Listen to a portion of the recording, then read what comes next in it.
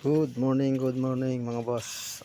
Today nga pala ay hindi ko muna gagamitin tong motor. So, ang dapat gawin natin pag ang motor sa tingin nyo magtatagal kayo ng ilang linggo na hindi gagamitin ng motor, merong kayong pupuntahan na magtatagal kayo doon, ay simple tips lang. Itong ating positive ng battery, i-disconnect natin siya dito sa ating battery. Din si carburetor, mas maganda kung tatanggalin nyo yung kanyang gasolina doon sa carb na naiwan, no.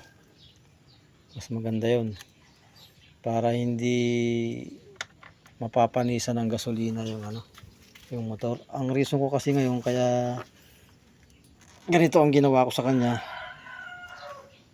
biglaan na uuwi ako sa amin sa probinsya. Actually talagang hindi ako taga dito sa Bulacan, taga Marinduque ako.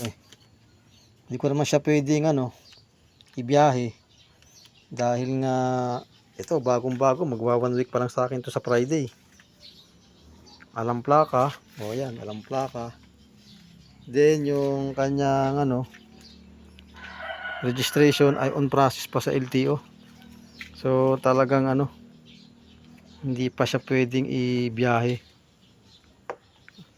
Hindi pa nare-reach yung break-in period. Tingnan nyo naman na natatakbo. Yan pa lang 21. So mas maganda sana kung mga 1 month na nagamit ko na siya.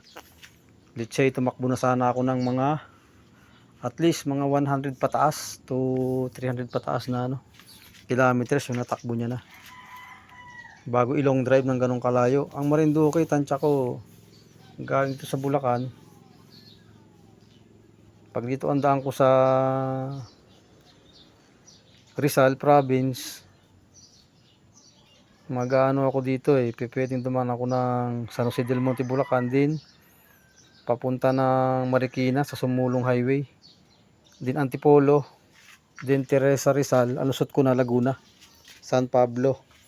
Then pag nandun ako sa San Pablo, halos malapit na sa boundary ng ng Chaong, Quezon. Din papunta na ako ng Lucena. Then sa Lucena doon ako sasakay ng barko papunta sa amin sa isla ng Marinduque.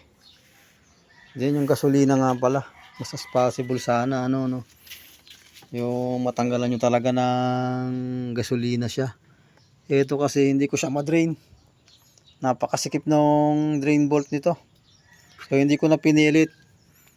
Kasi wala ako nung pamihit na na mahaba yung niya, yung pihitan, yung tawagin ni long range na pamihit para mas mapuwersa. So hindi ko na siya pinilit. So ang gagawin ko na lang siguro